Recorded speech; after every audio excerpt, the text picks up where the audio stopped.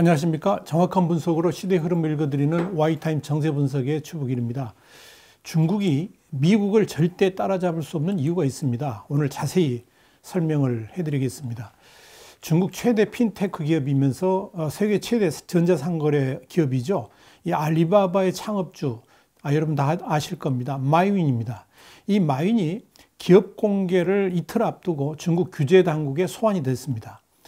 지난달 한 포럼에서 중국 금융당국을 향해서 쓴소리를 한 것에 대해서 이 중국 당국이 트집을 잡으면서 군기잡기에 나섰기 때문에 그런 겁니다.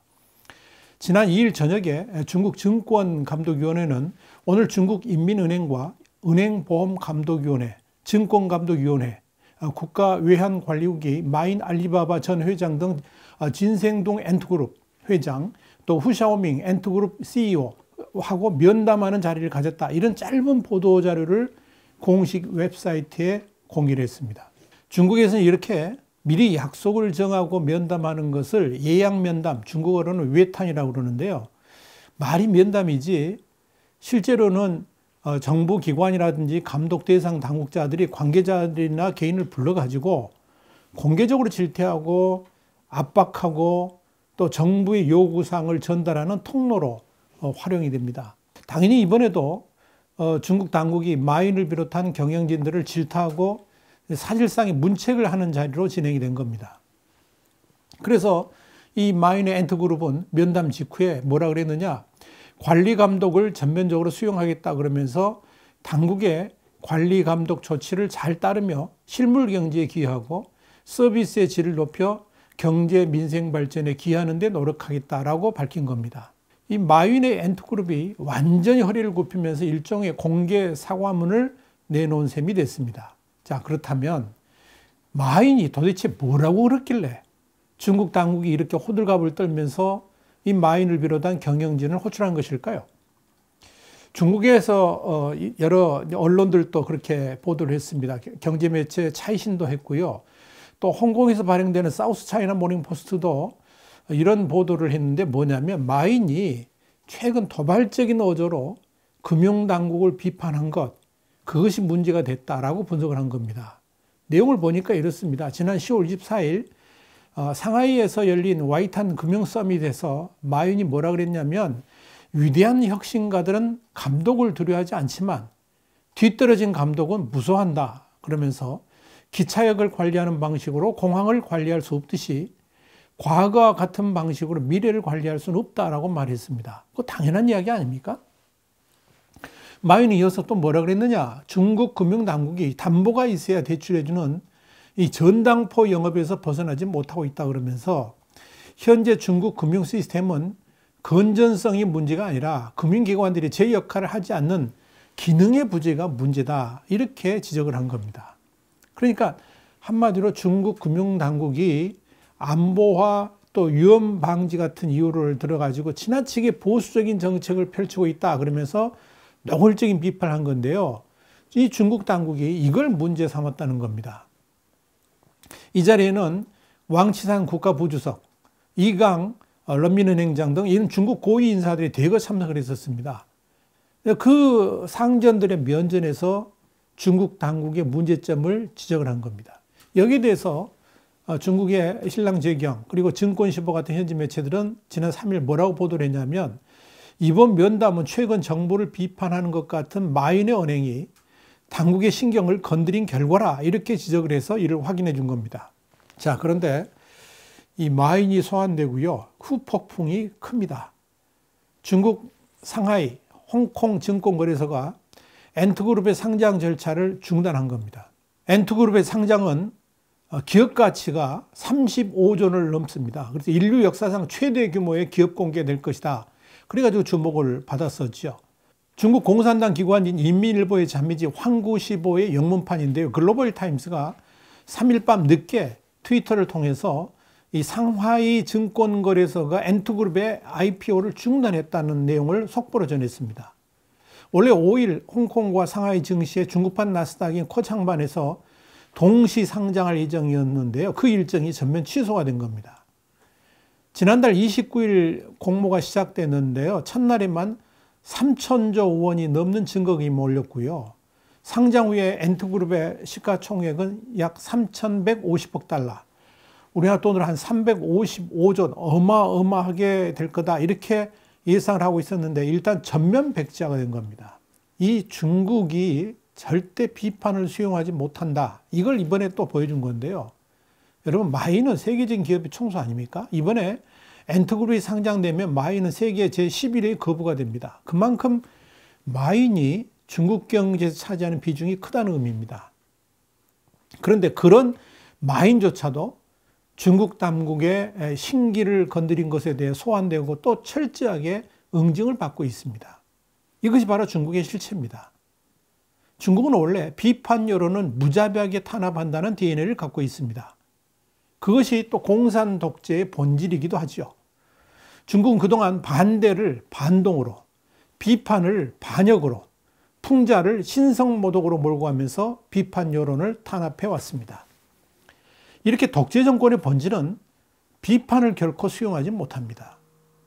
어쩌면 자신들에 대한 건설적 비판이라도 태생적 열등감이라든지 이미 자신들이 쌓아놓은 권력이라는 철옹성에 조금이라도 흠집이 날 수 있다고 생각하면 무자비하게 비판 세력을 짓밟아 버립니다.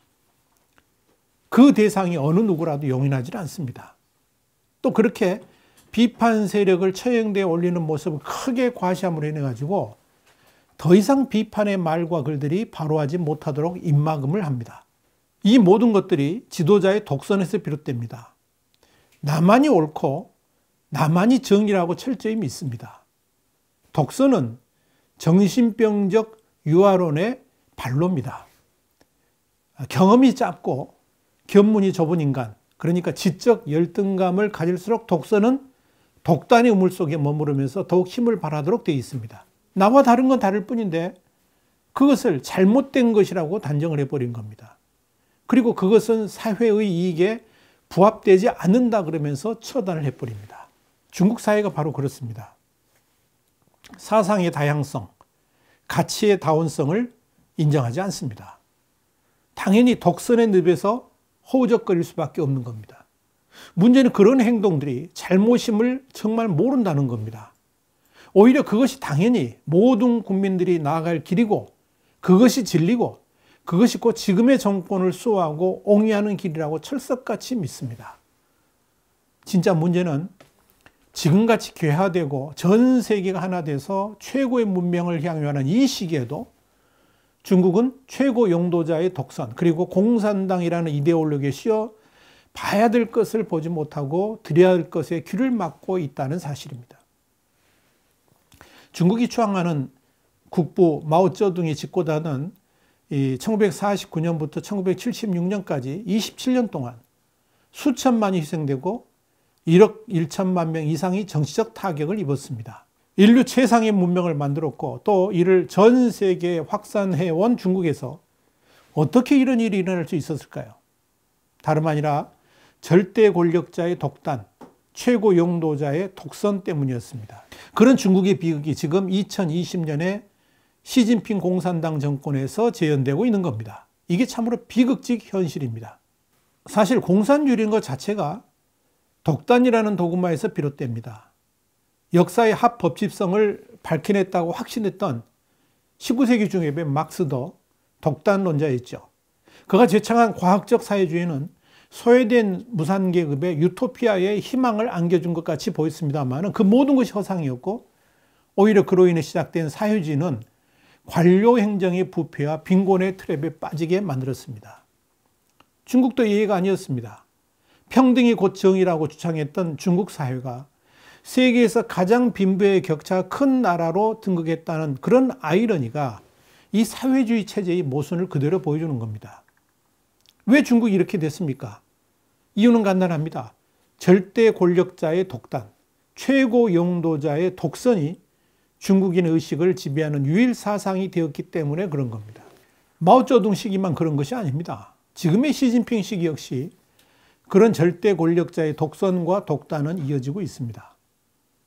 절대 권력에 대항하는 세력, 중국 당국의 방침에 조금이라도 어긋나는 집단, 최고의 권력에 대해서 비판하는 조직이나 개인은 모두가 인민의 적입니다.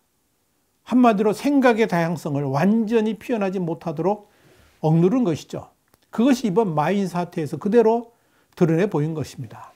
여러분, 중국이 반대 세력을 속아내는 법이 있습니다. 중국의 문화혁명은 반우파 투쟁, 그러니까 반우투쟁이라고 그러는데요. 우파 사냥이었죠. 그런데 우파의 대부분은 머리에 먹물이 들어간 지식분자들이었습니다. 문화혁명은 바로 그런 우파 지식분자들을 숙청하기 위한 파괴적 폭력이었습니다. 마오쩌둥에게 우파라는 존재는 곧 적이었고 국가를 분열하는 세력이라고 봤기 때문에 이들을 항상 의심하고 경계하고 혐오를 한 겁니다. 마오쩌둥은 이런 우파, 그러니까 정권에 대한 반대 세력을 축출하기 위해서 인사출동, 이게 뭔가 하니 동굴 속에 있는 뱀을 꺼내기 위해서 연기를 피우는 방식, 이걸 인사출동이라고 하는데 이 인사출동을 썼습니다.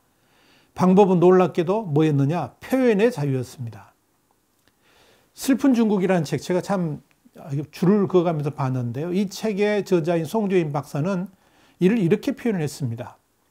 마오는 청년 당원들을 향해 자유롭게 당의 오류를 지적하고 문제점을 비판하라고 격려를 했다. 마오가 거듭 다그치자 순진한 청년들은 속내를 털어놓고 중공정부를 비판하기 시작했다. 기다렸다는 듯 마오는 180도 방향을 틀어 그들을 숙청했다. 동굴 속의 뱀을 꺼내기 위해 연기를 피우는 인사출동의 속임수였다. 마오는 이후 그 방법을 양모라고 불렀다. 공공연한 음모라는 의미였다. 여러분, 마오쩌둥은 1956년 비판 없는 발전 없다 그러면서 전국 곳곳에 백화제방, 백가쟁명의 구호를 내세우면서 지식인들의 대정부 비판을 요구했습니다. 결과는 어떻게 됐을까요? 마오쩌둥은 숨어있는 우파들이 다 나올 때까지 기다렸다가 1957년 7월쯤에 일제히 우파 사냥을 시작했습니다.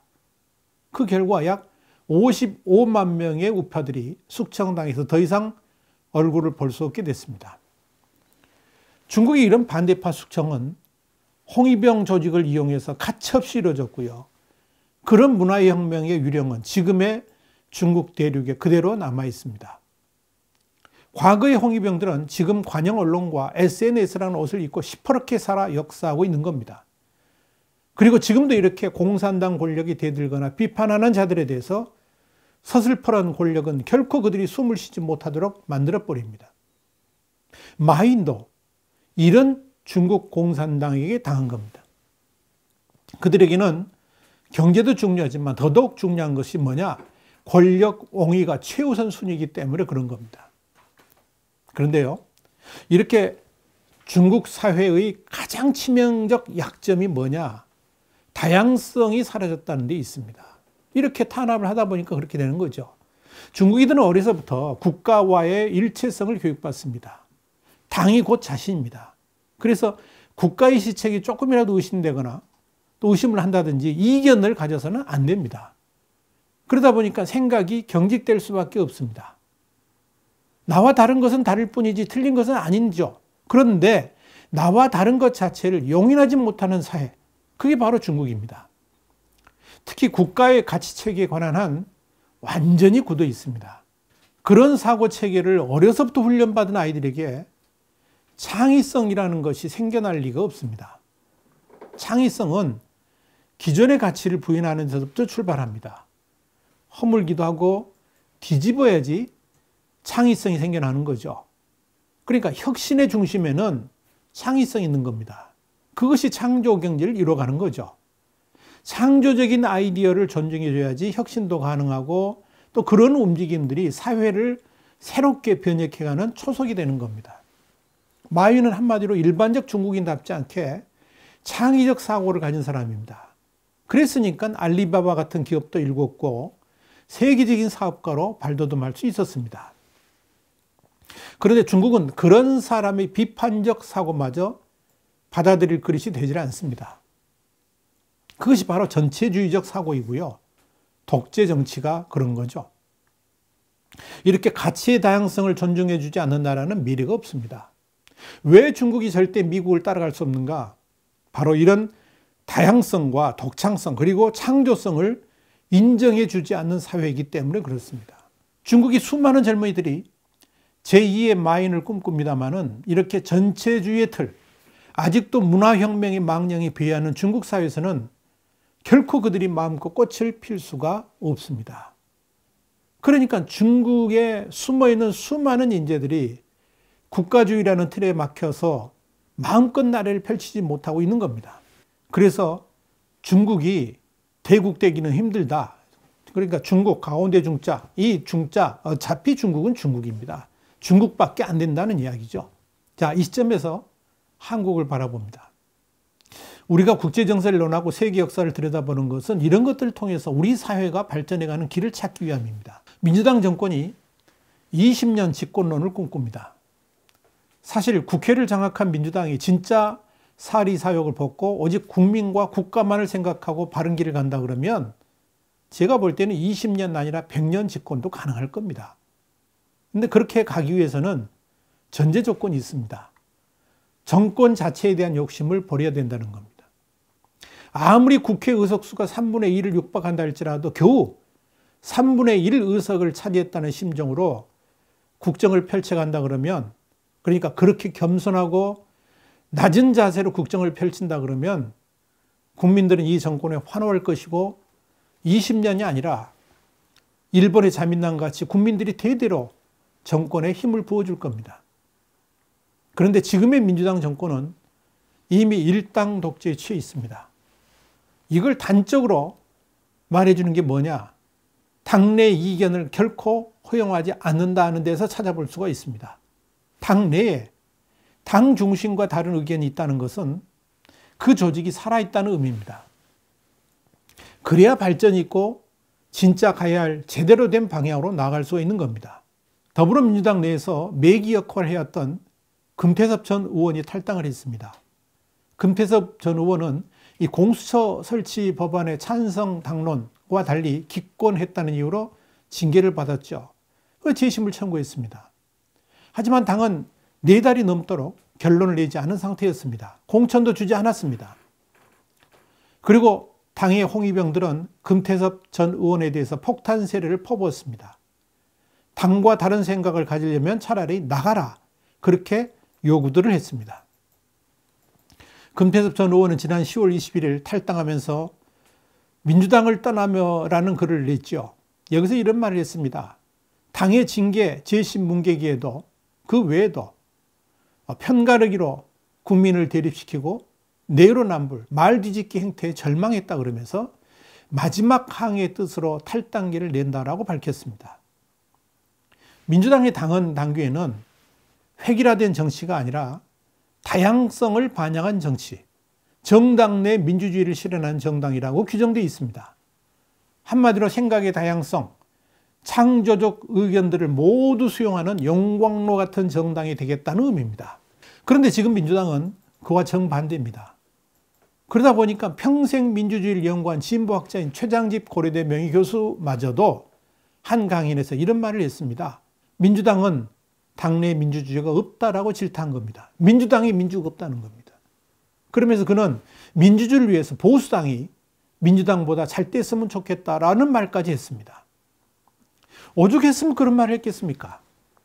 아마도 최장집 교수는 정권 실세 비리는 검찰에만 가면 온데가든 데 없이 사라져버리고 대법원은 줄줄이 면죄부를 주고 판결로 정권에 영합하는 이 현실, 표현의 자유는 여권에만 있고 사법부와 검찰은 정권의 애완견이 된 지금의 대한민국을 바라보면서 그런 말을 했을 겁니다. 왜 이렇게 민주당 정권이 전체주의적 독재 형태를 보이고 있습니까?